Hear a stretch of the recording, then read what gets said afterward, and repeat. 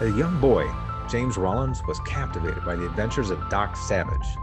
The life and exploits of this fictional hero started James on a path that would lead to a regular spot on the New York Times bestseller list, and on life nearly as extraordinary. In the pages of dozens of pulp novels, Savage was a physician, a scientist, a detective, and an inventor and explorer. Likewise, Rollins is a veterinarian, a researcher, a world traveler, a certified scuba diver, a spelunker, and of course, a novelist. Rollins' experiences as a scuba diver and avid spelunker in particular echo throughout his novels. As ancient caves and catacombs, secrets hidden in the watery depths take readers on fantastical and thrilling journeys. A hallmark of all of Rollins' work is what he calls the 3 M's of fiction: magic, mayhem, and monsters. And he delivers each in unexpected ways: science and religion, reason and myth, the beasts of legend, and the monsters who walk on 2 legs and wear suits. Rollins stirs all these ingredients together to make a satisfying read each time out. With his seemingly infinite imagination, it's clear that despite its name, this novel will not be James Rollins' last Odyssey.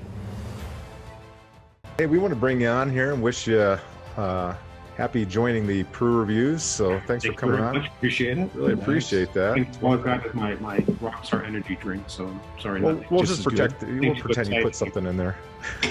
I got my non-Rockstar coffee in a Polish pottery mug. So nice that you're carrying the Polish pottery mug. That's right. That's right.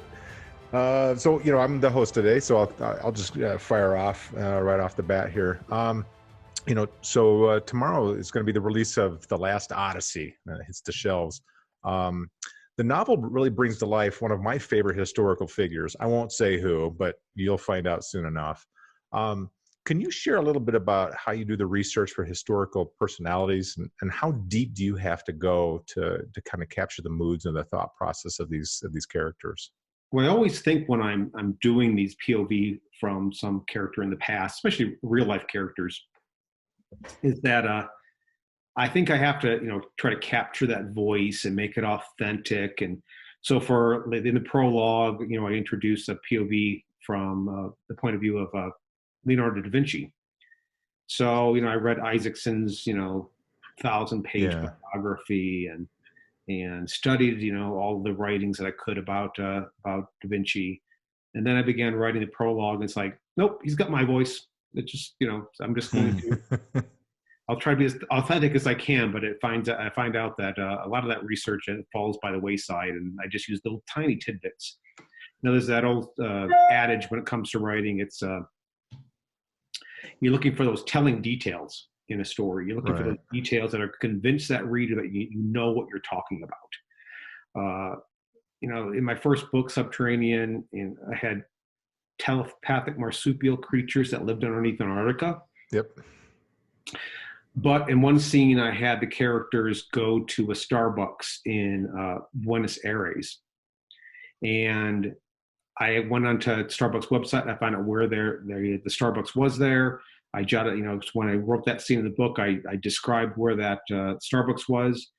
So at this point, then a reader reads, oh, well, he knew where the Starbucks was in Buenos Aires. Therefore, there must be telepathic marsupial creatures that live underneath Antarctica.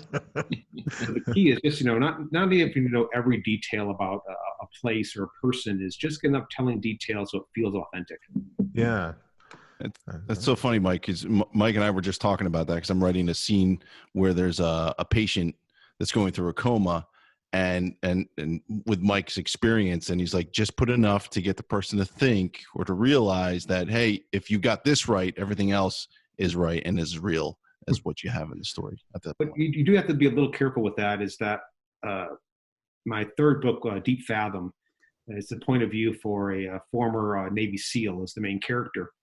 And I was in the green room before a morning television appearance, and I'm in there introducing my segment.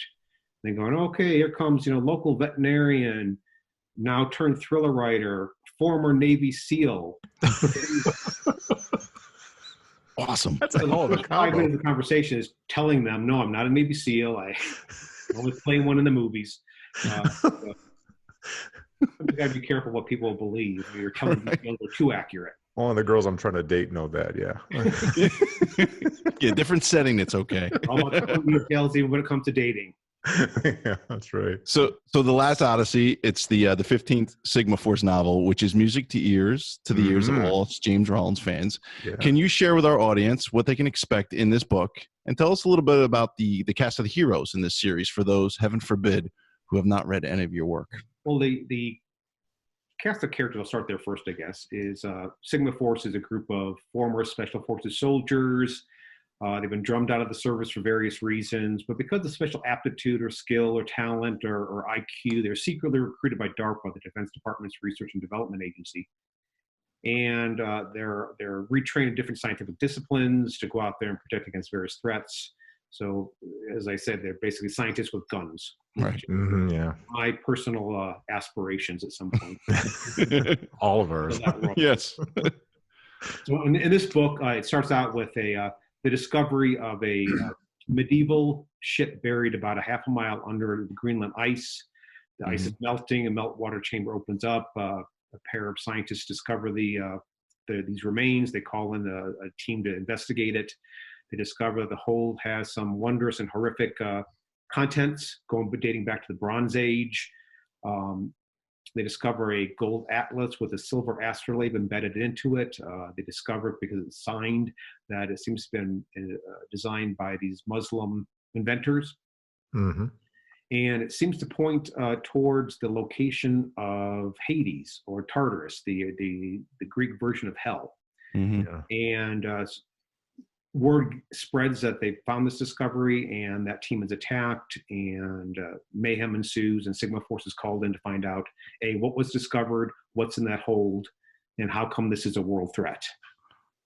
It's such a cool premise. I think it's going to grab your readers and pull them right into the story. For anybody who likes the historical fiction side of it, it's going to pull you right in, and you're not going to put this book down. Yeah, my goal was, I know at some point I wanted to send Sigma Force to hell. So this was a chance. Literally send them to hell. Sometimes writing is like that, so let's just take it with us. Feels that sometimes. It's a lot of fire. So you and Mike touched on research. Clearly your novels require extensive amount of research that also involve you traveling around the globe just to get the details right. So let me ask you, do you start with an idea and the research is what follows up, or do you plot ideas for the story in the course of doing the research itself? You know, every book's a little bit different. I have a bit of a routine. I've always got my antenna up for those seeds that might become a story. I'm always looking for two things, basically a bit of history. I'm looking for that history that maybe is a historical mystery, a piece of history that ends in a question mark, something I can solve within the pages of a novel. And I'm also looking for that science that makes me go, what if, where's that headed? Could that be a threat today? And then I've got to find ways of joining those together. So I basically, if I could just turn this, you can see this file system over there, these metal things. Yeah. This was very messy about 10 minutes ago. Clean it up for us. In there, I've got, all my little tidbits, little bits of science, little bits of history, but I want to keep it to that number of files. Otherwise, one box becomes two becomes four, and so James Rollins on hoarders. We don't want that. So I have to go through that every now and again and sift through. Steve Berry covered this. Brad Thor covered this. Get rid of them. But then because I do about once a month, what will happen is that I'll be sifting through, and that piece of history, that piece of science will either end up on the floor next to each other or my hands at the same time, and only then do I begin to see how they might connect. I'll see some threads, and then I'll do some research, and I'll follow through. Is there actually a story there? And sometimes it dries up and goes away, and go, nope, no story. Or it snowballs, and more things begin to connect those two together. Then I know there's a story potential there. And then at that point, then I got to do what I call my big research. I've got to then find all the details I can about that history, all the details I can about that science. That sometimes involves travel, but not as much as people may suspect.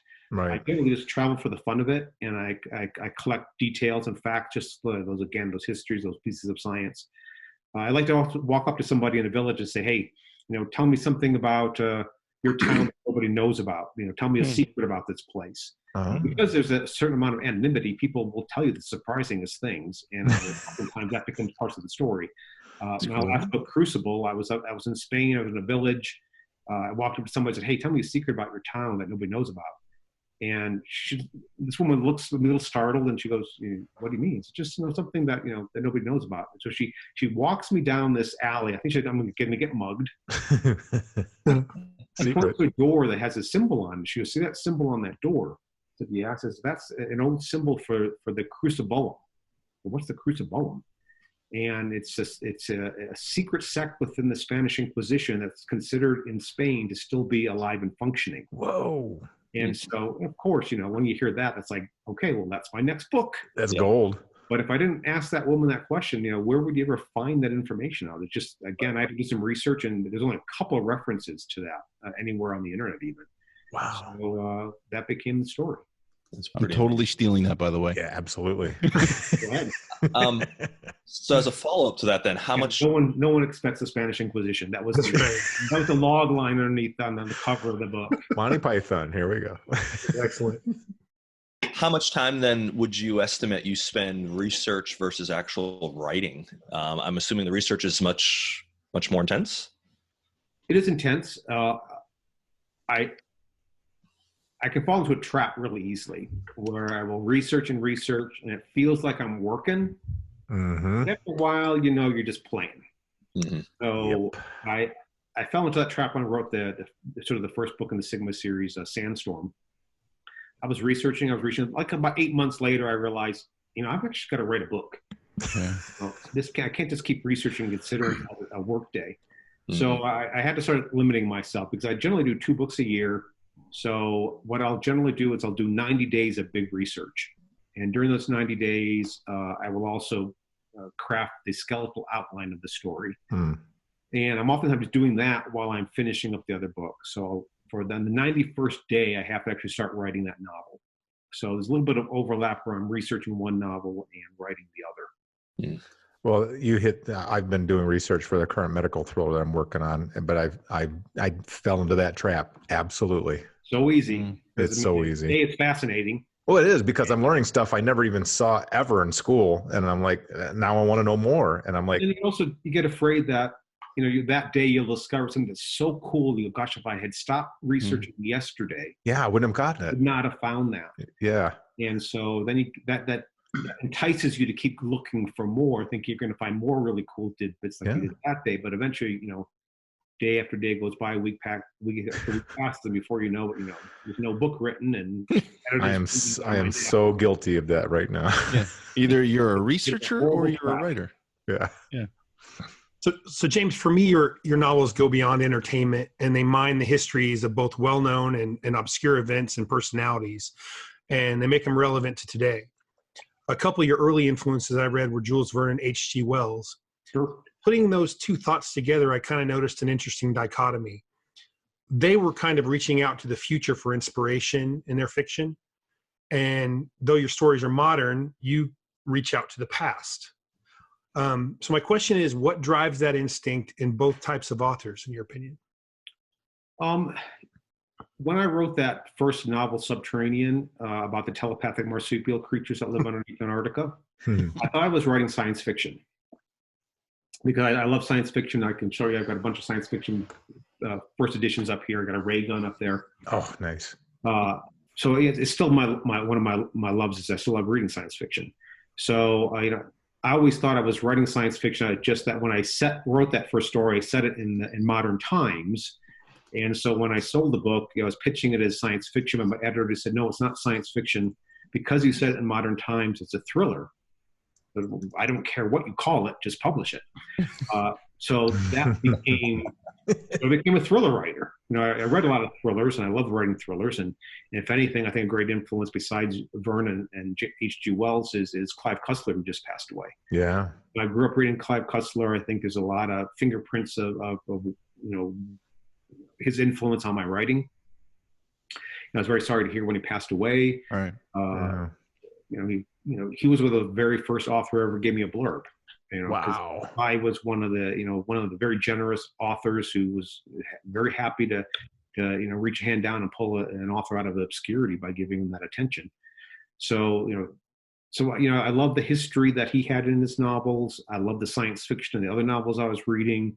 So I found that, if I can, combine those two, reach into the past to solve a historical mystery, and look at the science, see where it's headed, so I get a little bit of that science fiction edge. So it's a little bit of both of those loves that from my early writing. Reading. Yeah. I want to change up a little bit and kind of go into your past a little bit. Sure. So as a lot of people may or may not realize, it takes a lot of years to go through medical training. And so making the decision to retire from medicine seems to be particularly difficult because of the sacrifice that you have to endure to get where you're going. So at what point did you find yourself considering the option to close shop in your practice and write full time? And how difficult was that for you to kind of make that transition? I think it was more difficult for my parents.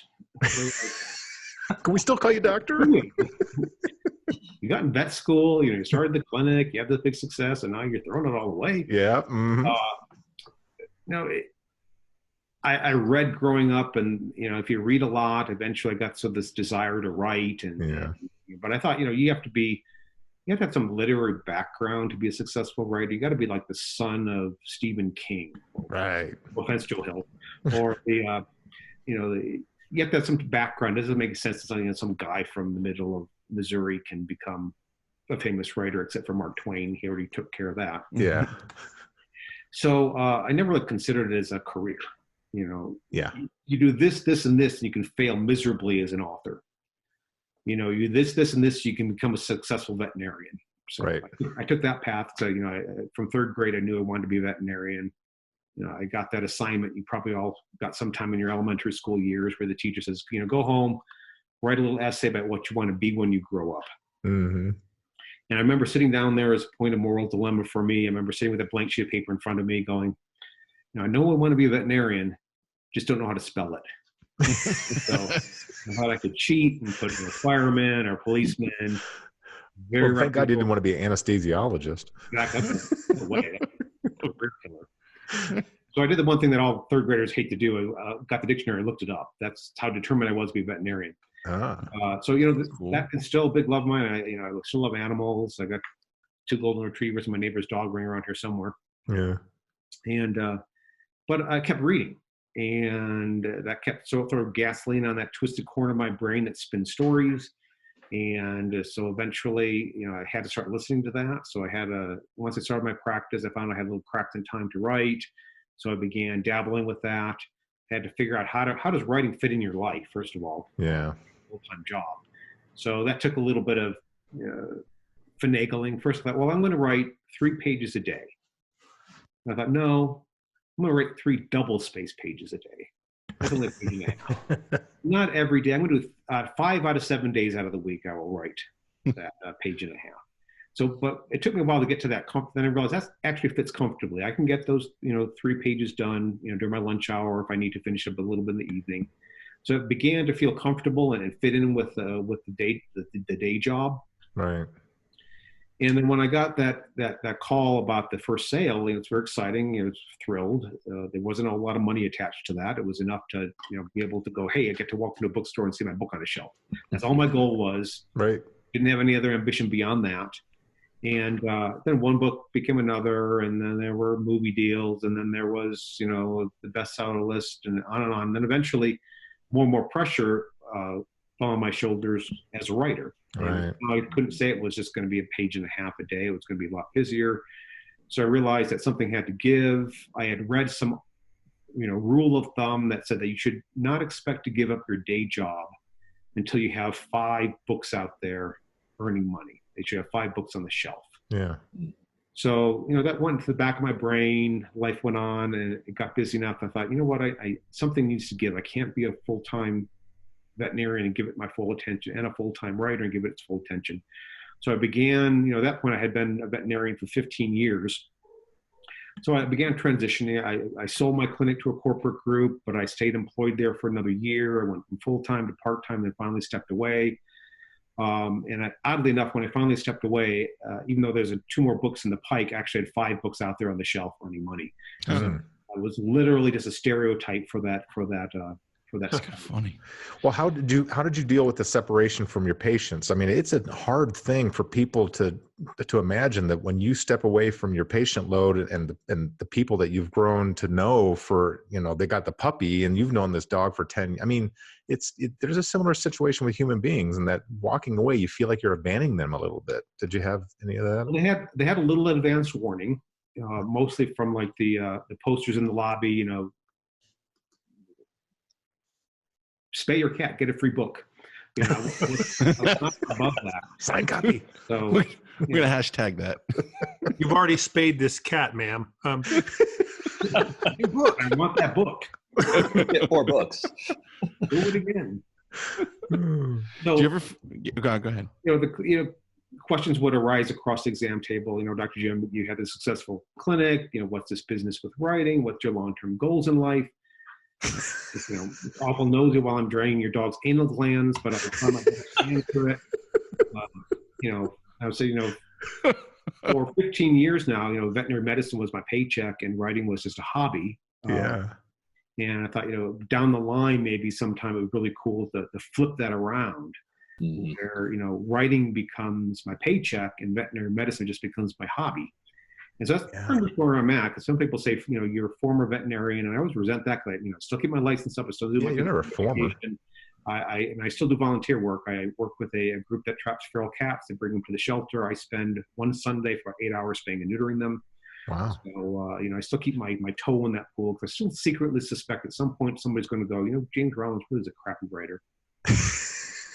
Pull the rug out of his career, go back to, He's a damn good veterinarian. Scalpel sharp, just in case that ever happens. So, that's funny. Do you ever have the, when you first started out, did you ever have that split personality thing going on? Like, I'm a vet, I'm a writer, I'm a vet, I'm a writer. No, it was worse than that because early in my career, I was writing under 2 different pen names. Oh, right. So I had 3 names going on. James Rollins is not my real name. My real last name is Chakowski. Yeah. Right. And if you saw the spelling on it, you would know why I have a pen name. What's the J? What's with the J in that name? I don't know. I can never hear that. I don't know. It's old people. What can I say? We try to use every letter of the alphabet. Even in my clinic, the door had, Dr. Jim Chakowski on there, but I put Dr. Jim in quotes because I just didn't want people trying to stumble around with that last name. Yeah. So when I sold the first book, they said, we like your book, Jim, but that name's got to go. Oh. So, and I actually sold that first thriller and a first fantasy at the same time. Within literally about 2 weeks of each other, I had 2 deals. Jeez, that's awesome. And it went from drought to flood. Right. And both of them said, we like your book, but the name's got to go. And this I heard from both publishers. Just keep in mind, if you ever need to make a pen name, since you're going to make a name, I should have added a Polish name, but SKI to anything, it just works fine. So they said, make it phonetically pronounceable, which makes sense, and make sure it's 2 syllables. And I heard this from both houses. These are 2 different houses. They're 2 of the big 5s out there. There must have been some marketing study on the stickability of names, and they realized that if it's a 1-syllable name, it's too easy to forget. 3-syllable, it's too hard to remember. So they found 2 was the perfect number. And I'm thinking, well, what about Stephen King or Lee Child? People remember their name just fine. So hence Rollins came in. And again, if you're from the zoo, you might know where Rollins came from. Rollins Hall, yeah. Rollins Avenue is where the vet school was located on. Yep. So, nice. My pen name for my fantasy writing was James Clemens, which again, you might guess where that came from also. Mark Twain, using his real last name, I took it. Yep. Gotta love the shout out for my boys there. Exactly. So we're smack dab in the middle of your book tour for The Last Odyssey. When not only the country, but most of the world is gone into a lockdown due to the spread of COVID-19. How are you and your publisher dealing with this massive monkey wrench to your book launch? That is it's still something in transition. Matter of fact, I had to move behind here. I had stacks of toilet paper and bottles. Right, that guy. Hoarding You cleaned out Costco. It's all you. Your fault. A new book with a pallet of toilet paper. It's a challenge because, you know, they're talking about not, first they're saying no gatherings under 50. And I go, well, sometimes I get 50 people in my audience. Yeah. Now it's down to 10. Yeah. It's a gathering under 10. So basically, a lot of the bookstores are canceling their events. Yeah. I flew down to Phoenix, Poison Pen, and signed a lot of their stock just on my own dime. Because there's a good chance this is not going to, you know, I'm going to be, you know, doing everything digitally. Right. Get my hands on the books I can sign is probably there. Yeah. So I'm doing a lot of interviews. I have a big TV satellite schedule coming up shortly. Okay. And most likely it's just places I can drive to be honest with you. I don't think I'll be flying too much down this tour. Yeah. It's unfortunate. Yeah. It's COVID-19 is just kind of another reminder that yesterday's fiction is today's reality. And kind of going with that, thriller readers are constantly watching world events and thinking to themselves, well, that's just like a James Rollins book, or that's just like Brad Thor's book, Yeah. or whatever. So my first question is, what the hell is wrong with us that we love to read this terrifying type of story? And secondly, how can we as writers keep finding ways to terrify ourselves when all our nightmares seem to play out in the real world? Crazy. Well, the weird thing is that the book, because I've already got the Next Sigma book mostly done. It's called The Savage Zone, and it's all about viruses. Oh, damn it. It's not a pandemic novel, but it deals with you know, the evolutionary history of viruses, the weirdness of their biology. So it's interesting that I've got a lot more details about virology than I thought I would need at this point. Uh-huh. So you know, I think writers in general have a desire to put, you know, to bring order to chaos. It's that, you know, that mystery, you know, eventually, most mysteries at least, you know, the culprit is identified and caught. So I think we'd like to see that bow put on the end of stressful events. So for thriller writers, I think, you know, we're looking for those roller coaster road adventures that we can cobble together with a threat that probably, if it's worrying us, it's probably worrying other people out there. So, you know, I'm looking for, you know, where is that? I'm fascinated by all the lists of, you know, 10 ways the Earth's going to be destroyed, or you know, 10 I do click those. Don't know we're in your house. You know, so I'm always looking for things that are scare me, because if it scares me, I mean, I'm sure that, you know, Bentley, when he wrote Jaws, you know, was probably swimming in the ocean and got a little jittery thinking about sharks in there. Mm-hmm. You know, he touched upon the innate fear that we have of that, and then wrote Jaws. So I think we're always, you know, trying to make sense out of things that are nonsensical. We're trying to put control on things that are uncontrollable. I think that's the innate part of why we like to write and why people like to read. Yeah. If you had said bacteria, I was going to be in a world of hurt. I'm glad it was virus. So the Last Odyssey touches on apocalyptic cults. Yes. Clearly, we talk about research, and you do that. So in you doing your research, was there something that surprised you more than you expected about these zealots that believe in the end of the world? It's coming. You know, I'm always looking for that commonality between cultures and people and history. I'm looking for the myths that have a sort of a commonality, a myth like the flood myth, you know, whether it's Noah's Ark or whether it's Gilgamesh, and there's all these different stories about the same sort of event, which makes me wonder: is there a seed of truth? Are they based on something? Is there a reason why there's a commonality? Right. And for this book, I was looking for the commonality about views of the afterlife. What are the different cultures' views, both ancient and modern, about, you know, where we go after we die? Since I want to send a Sigma force across those gates of hell, I just want to sort of get an idea, you know, what are different stories, myths, beliefs about that. And while I was doing that research, you know, I came across this belief in biblical end time prophecy, and the way that there's both a political sphere and a military sphere that believe that we're in those end times. And not only are we in those end times, they believe it is their duty to propel us towards that goal, to push us over that goal line. And so there's policies being set. There's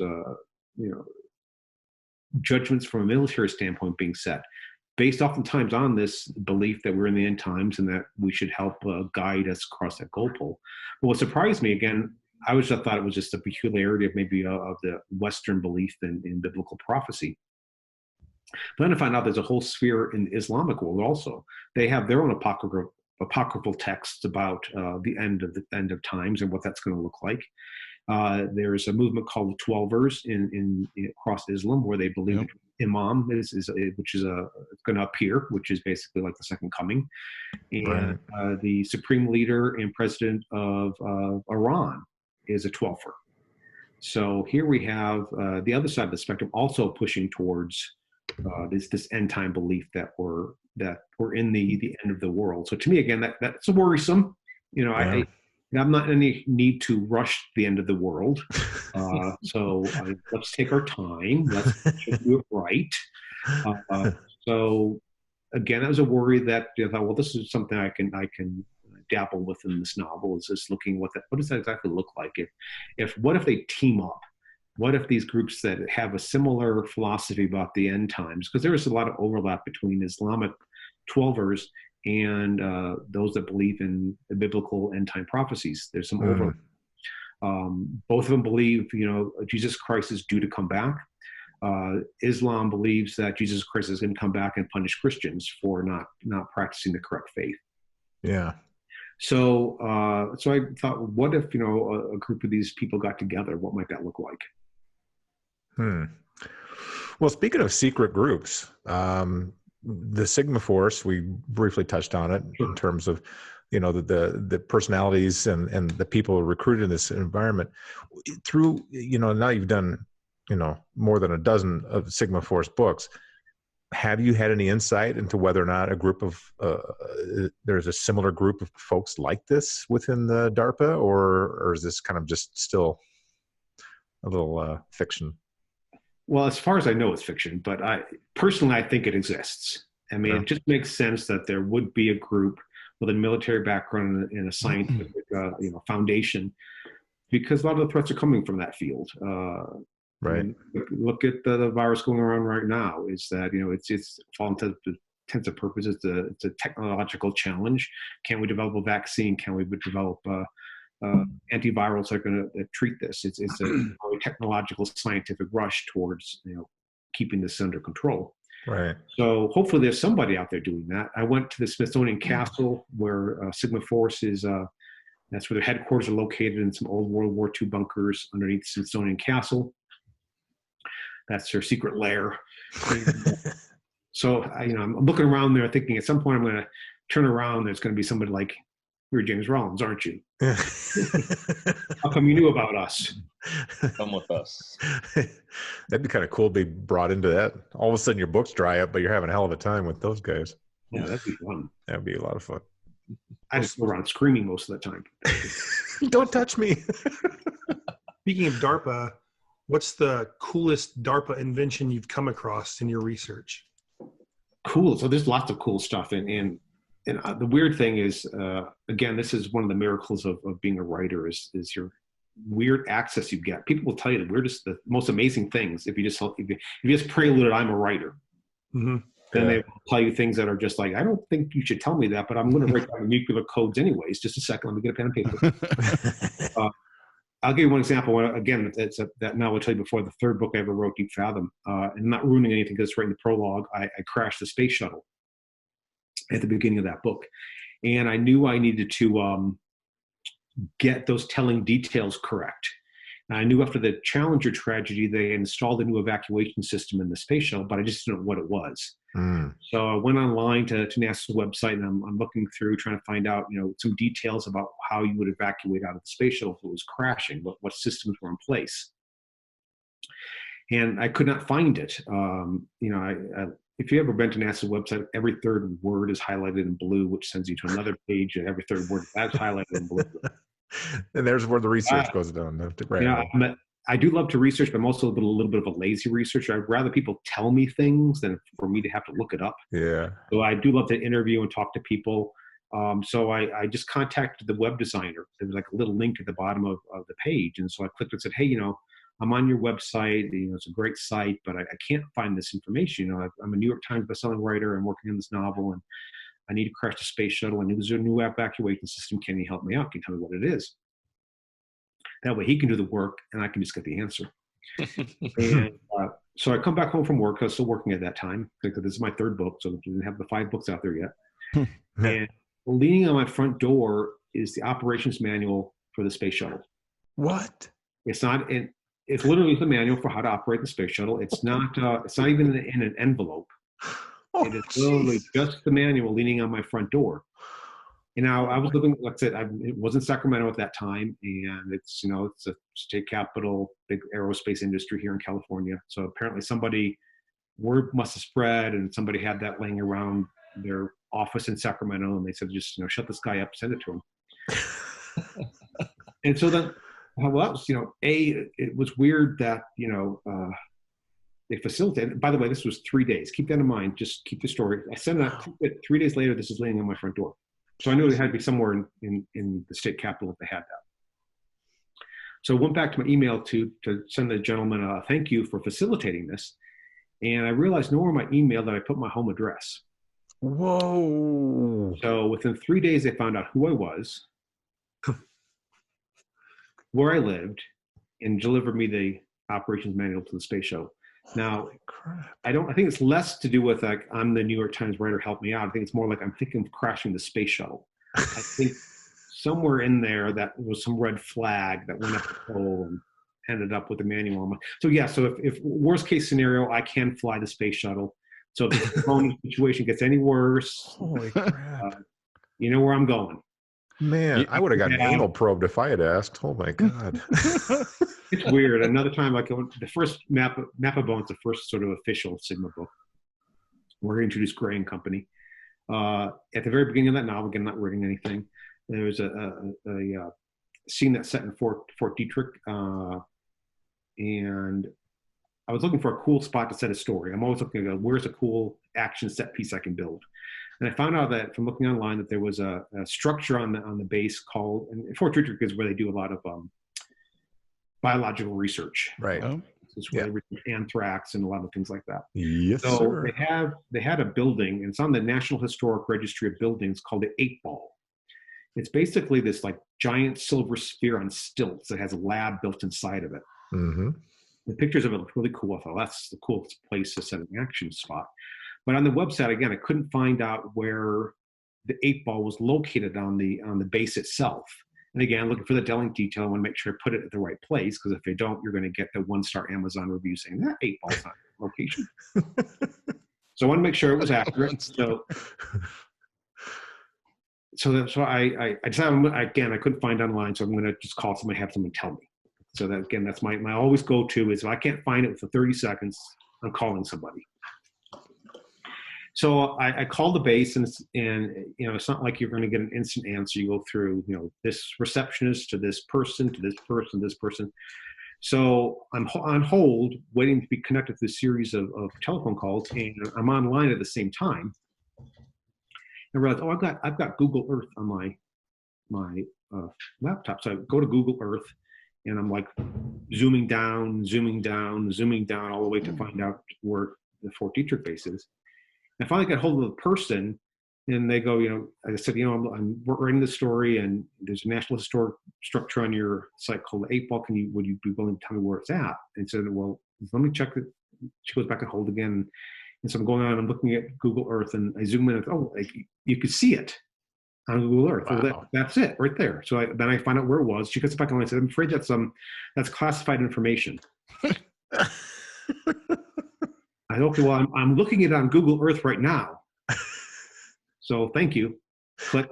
She didn't want to bother. I wrote the novel, and I'm back. I had to do something else. I think I was like in edits, and there's something else I had to check, because there's a motorcycle chase scene that occurs across the base.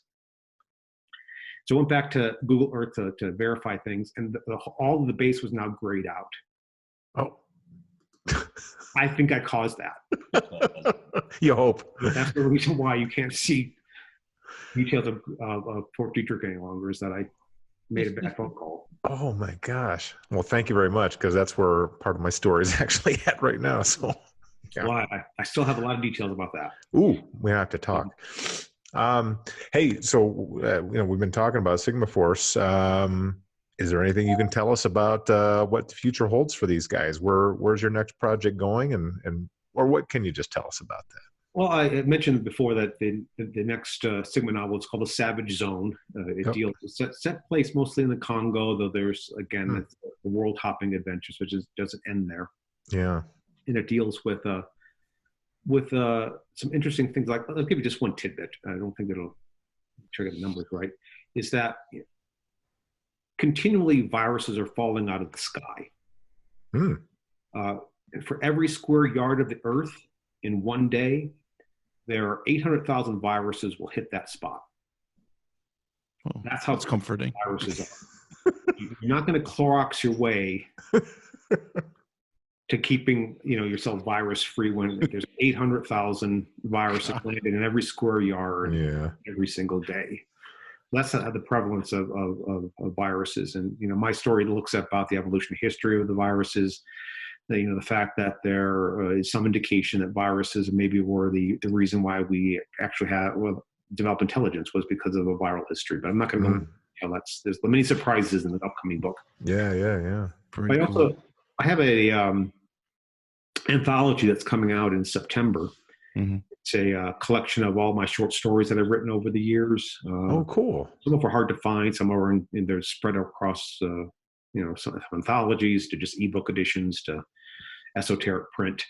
So they're all going to be put into one volume. I also decided to structure in such a way that each story sort of has a new introduction for me that talks about, like, why did I write that story, where was Genesis, how that changed my writing. So it's a little bit of a journey across my 20 years as a writer by using those short stories as a way of telling that story. But I also didn't want to just sell you old stuff, so I wrote a 100-page novella, sort of a long short story featuring Captain Tucker Wayne and his military war dog Kane. Cool. So they were originally in my Sigma novel Bloodline. I spun them off into a couple standalone novels. I've always liked writing that character because I write scenes from the dog's point of view, from the military point of view. So I can lean again my veterinary background. I went to Lackland Air Force Base and met people that were handlers that were training their dogs, try to make that as authentic as possible. I met my first set of handlers when I did a USO tour to Iraq and Kuwait in the winter of 2010 during the last Iraq War, the Gulf War. And me being a veterinarian, I'm seeing these guys, working their dogs out in the field. So I'm going to go talk to them. Yeah, for sure. So, can I pet your dog? With a hand, but you can try. But I learned how unique that bond is between the dog and their handler. How intimately they sleep together, they train together. They eventually, and I heard this from some couple different of the handlers, that they have this term called "runs down the lead." It means that over time you develop such a bond with your dog that your emotions run up and down that leash between you and the dog. The dog learns to read you really well without any almost innate communication, and you get to read your dog just as well. I was fascinated by that bond. I tried to capture that in print as well as I could, but I knew I just couldn't write it from one side of that leash, from Tucker's point of view, and that I need to go down to the other side of the leash and look at what does it mean to be a war dog? What does it mean to be the handler, where you're putting your dog that you bonded to into literally danger that could end them in their death. When do you sacrifice your dog to save a teammate? So it was fascinating to research all that and to try to capture that in print. So anyway, they'll be reappearing in their own novella in the new anthology. That's cool. It's very cool. That bond between soldier or airman and their dog, or with the Secret Service, they have a huge canine unit. And in fact, one of the last assignment I was on was actually in New Orleans, and the one of our canine teams, the dog actually ended up dying and ended up falling off one of the parking garages. And the handler was a friend of mine, he's one of the uniform division officers. Just devastated, like a family member. But we brought that dog back on a C-17 in draped in a flag, and like we gave it all the honors as if it was a Secret Service agent who had died on the job. And it was just, but to see the reaction of the handler, Oh yeah, I mean, it's part of their soul. I mean, it's basically it was. ripping half. I mean, we were all devastated. People think, oh, it's just a dog. It's not just it's not just a dog. No, it's family. It's so much more than that. But so I got a question for you, James.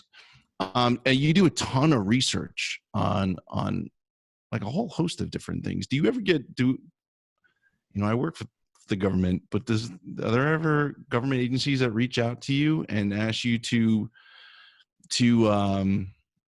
take an issue and run it down and see what would happen, or see what you would come up with on the back end? No, not exactly in that term. I mean, I know Brad Thor's worked for, I can't remember that team that he worked for, Red something. Right. Yeah, Red Flag or something. So, but no one's actually approached me. That's too weird. But I'll give you one example of again, a bit of serendipity. One of my standalone early thriller novels was a book called Amazonia, and it dealt with this mutagen that gets loose in the Amazon jungle and begins to mutate all these different jungle animals. And but in that book, I was using a researcher who was doing research on immunosuppression in mice, and discovered that if you immunosuppress a mouse, that it will redevelop the ability to regrow its limbs. Whoa. So if you sever its spine, it eventually begins to walk. If you cut its tail off, it regrows its tail. And it's believed that at some point we made a compromise between having a very strong immune system and having the ability to regenerate limbs. So I think we made the decision it was better to have a strong immune system, since more threats are coming that way than necessarily losing a limb. But anyways, so it was fascinating research, and I put it in there. I named the researcher in the book. Like 7 years later, I get a call, and it's the woman's husband, who just out of the blue happened to pick up a copy of Amazonia, read it, and saw his wife's research in that book, and just wanted to thank me for it. So he was a bit of a sleuth. He found my real last name in the copyright page. Knew it was from Sacramento, so I looked up, it's a weird last name. There's only me in Sacramento with that last name. And he ended up contacting my old veterinary clinic. Geez. The receptionist was still there, and so she, for some reason, gave him my home telephone number.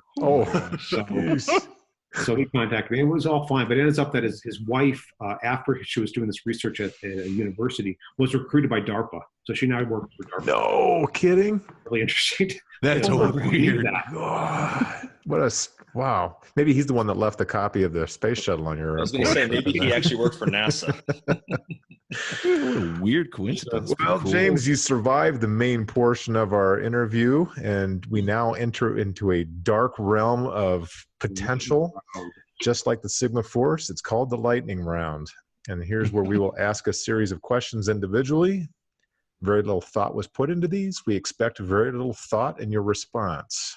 It won't be any, very little thought. Excellent. Yes. That's the only way to survive this. All right. And since I am the host for today's show, I'm going to ask my 3 questions. Number 1, a former patient suddenly develops opposable thumbs and gives you a 1-star rating. What is their chief complaint? Probably that I stopped being a veterinarian, and I can't admit he wants me to remove his thumbs. I removed all dew claws, so I should still be able to remove opposable thumbs. But who really wants to, if you can go back to the time before the internet, would you or would you not? So if you get probably these days, I would like to go back. Right. All right. Question number 2. What anatomy do most vet students dread studying in school? Well, we have to do all the different species out there. And for me personally, it was, I geared towards exotic and small animals. And so to me, I was a little leery of the big animals because, you dissected the fetal pig in school, and it's not that much, bad. But when they bring in, these horses that are on these like chained gurneys that they're hooked through their scapulas and their back end, and they're just hauled in. It's gruesome, and they're flayed and they're open. So I remember in vet school, we were trying to think of how to do a fundraiser, and people, let's do a dog wash, and we'll help you bring the dogs in, and we'll wash the dogs. And I thought, pony rides. Put them on the horses, and we'll just drag them along on the. Oh, yeah. The first time you see a human body and its face is staring at you, it's pretty intense. All right, number 3. And I'm going to have to forgive you for attending my high school rival, Parkway West. Where did you go to high school? Lafayette. Yeah. This was way back in Stone Age. All right. Can you please explain to my Neanderthal partners why the University of Missouri Columbia developed such genius authors? Well, I think it goes back to the fact that they've got a wonderful journalism school. There you go. You remember the lions outside there were there's 2 stone lions for those that haven't gone to Mizzou, which you should have. Yeah. That frame this archway that you pass in when you go into the journalism school area. And the saying about those 2 lions is that, those lions will roar whenever a non-virgin passes through there. There's some cool stories, man. Maybe you should do something with the columns. Maybe there's something buried under the columns. There you go. Yeah, that's a good little idea. All right. I am done with Sir Mr. Rollins. Who's next? I think I am up. All right. So James, as an amateur spelunker, was there ever a time you found yourself stuck under the earth and you wondered, why the hell did you take up this hobby? Yeah. Oh yeah. I got a picture of it too. Really? I should know. It's a picture. But yeah. We were climbing out of a cave. I got down just fine. It was going up. That's always the hard part. And there were 2 sheer cliffs, and you have to sort of shimmy your way up. And I'm on some lines there, and I'm trying to crank my leg to push myself further. I end up turning the knee the wrong way, and I got stuck. I literally could not move out of that position. Right. And so, of course, I'm not keeping by myself. I got buddies with me, and they're like, do this, do that. I'm like, you. Haul you up. It's just too heavy, and the way the lines are caught, you need to get your way out of there. And I would swear the only way I eventually got loose is that I sweated so much that I lubricated myself enough to wiggle my way out of there. Oh my gosh. No penknife to the leg to kind of free yourself. It'll come down to that. Going back my mind, it's just like the week before in a cave in the same area. When you're spelunky, you go into wild caves. You're usually on private property. You got to get permission, and you sneak and you go down the caves. So a lot of times people don't know you're down there, except for the group that you're with. And somebody had gone with it by themselves, which is a big no-no, and got turned upside down on this line, was hanging upside down, and died because it was hanging upside down. So of course, that's thinking in my head, I'm going to flip around upside down, and I will die. What a way I'm to take go. a bowling. Yeah. So of course, my first, novel is Subterranean, which takes place in a cavern system 2 miles underneath Antarctica. So, I was able to. One of the characters was claustrophobic, so it was very easy to just go back and draw upon that. Oh yeah, little therapy session. Yeah. You had that memory to draw on. So I'm not sure if you're a beer drinker, but if you are, considering where you live, do you have a favorite Sierra Nevada beer? I am not a big fan of Sierra Nevada. I shouldn't say that because that's probably a big no-no up here. I like Fat Tire and I like a few other ones up here, but not than any of the Sierra Nevadas. If you come to North Carolina ever, I'll take you out. New Belgium has a brewery. They have actually Sierra Nevada, and then New Belgium actually has the brewery. So for Fat Tire, they're close by. Sadly, we just lost our Sierra Nevada sponsorship that we just Sorry. Yeah. We've been trying to get it for a while too. Damn it! But we gained we got Fat Tire instead. We should have win-win. I won't spread the rumor that Corona carries coronavirus. Okay, so my final question. Why are cats just as likely to walk the opposite way versus come to us when we call them? Cats are assholes. That's a shirt right there. Write this down, Chris. And I'm a professional, so I know. So. That's so true. Somewhere, one of your former patients is going. Maybe it was the cat with the opposable thumbs that gave you the 1 star. Yeah. But I love cats because they're assholes. I mean, Yeah, exactly. That's their appeal. You know, That's right. dogs have their own. You know, they're the ones that are going to be in your face and constantly nagging you. And you know, cats are different. They're their own unique. The curmudgeon of the animal kingdom, yeah. Well, I love them. So I'm going to ask you a couple questions here, James. What's the? I mean, you gave us a little bit of your office there. What's the most treasured item on display in your office, and why?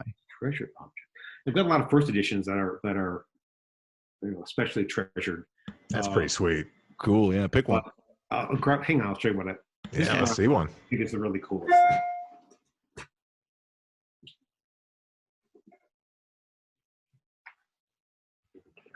This I keep with my copy of Jurassic Park.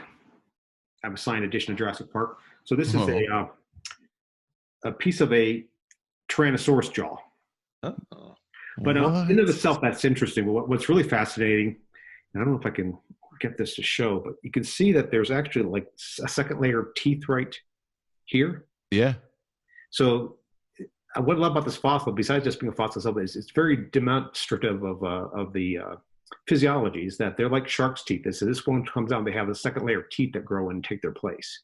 So I find it fascinating that there's the fossilization actually shows how they were living. You can see it. That thing is scary.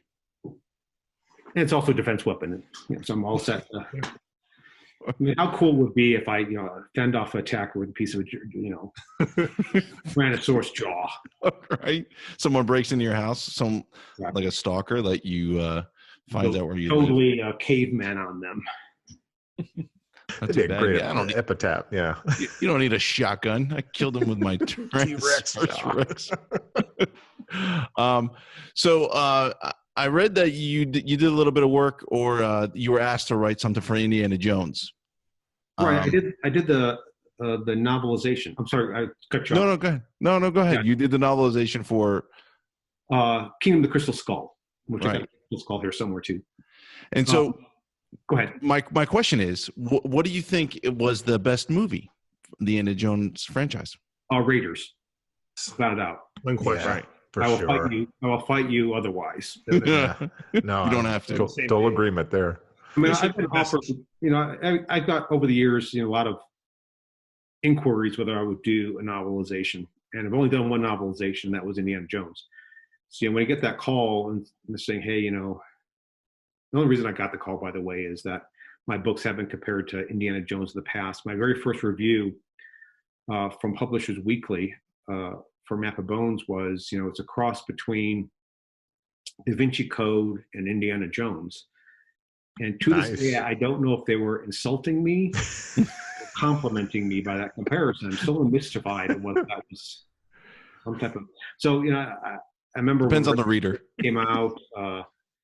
There was an advanced preview announcement about it, coming out, and I was all excited. I'm going to circle the date. I'm going to be here on that day, and got to be on the first showing of this film because I'm a big Spielberg fan.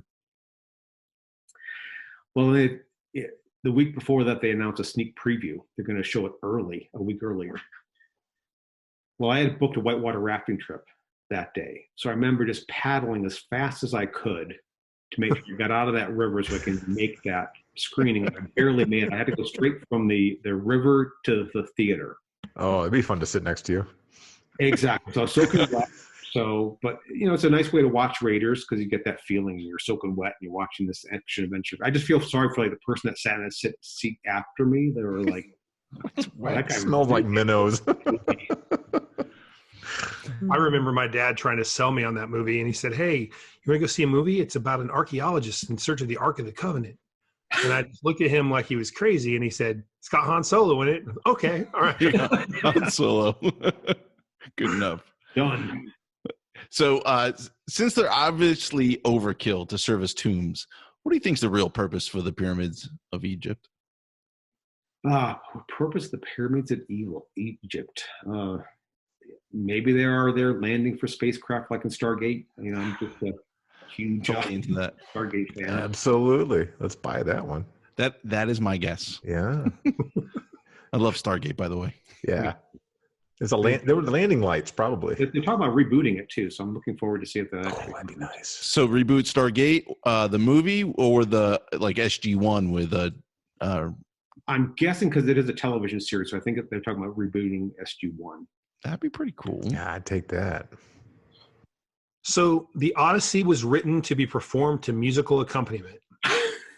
My question is, what contemporary musical artist is performing James Rollins' Sigma series?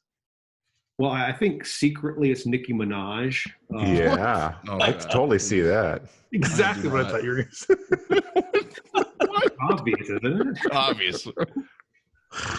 So And I like the book. Now I don't. Yeah. Ruined it. Okay, staying with the Odyssey theme, you're on a 10-year Odyssey.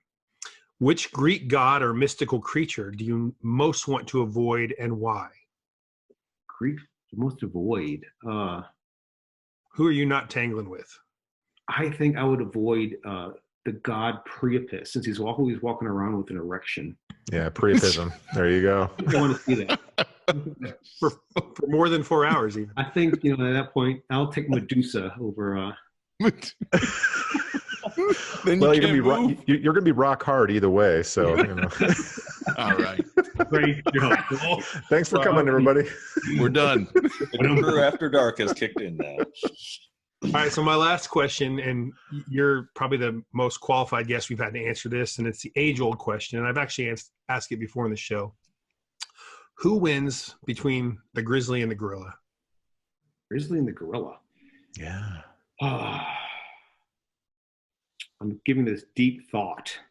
Please. So, Deep Thought by James Rollins. Exactly. I'm going to go with the gorilla. Again, they have to have opposable thumbs.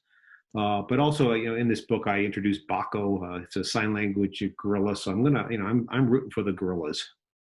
All right. There we have it. Totally agree. Sean loses to both of them. Yes. Well, it just confirms that I will not wrestle a gorilla. The other, it's already a done deal. Yeah, he's already wrestled the bear. Hey, you survived the lightning round. Congratulations to you. Cheers. Thank goodness. Yeah, I know. Well, hopefully we didn't ruin your career on that. And the boys, today we really want to thank you. This book is phenomenal. I loved it. I've read a bunch of these, but holy cow, this was phenomenal. Then the opening is truly amazing because it's one of the characters that I'm just like fascinated with. So I was scared and fascinated during the story. That's my goal. That's the whole purpose. So We thanks love it. again for coming on the show. Really very happy and look forward to seeing Last Odyssey out tomorrow, and looking forward to seeing the books as they come out further. So thanks again for joining us. Thank you very much. Appreciate it. Thanks, Very man. good, everybody. We want to thank Mr. James Rollins for coming on the show today. His newest novel, Sigma Force, The Last Odyssey, is out tomorrow. So as my good friend says, Buy it. and if you like the Sigma Force novels, you'll also like his standalone books. So please visit his website and check out those titles as well. And as always, the Crew Reviews comes out with a new best-selling author every Monday. So please join us every week. And with that, gentlemen, Do it. let's raise a toast. And Mr. Albanese is performing Safe Podcasting. And I'm Sigma paying tribute Force. to Mr. Rollins' Polish surname. And to the University of Missouri, Columbia, where the two authors have gone before. Gentlemen, we will see you next week on the Crew Reviews.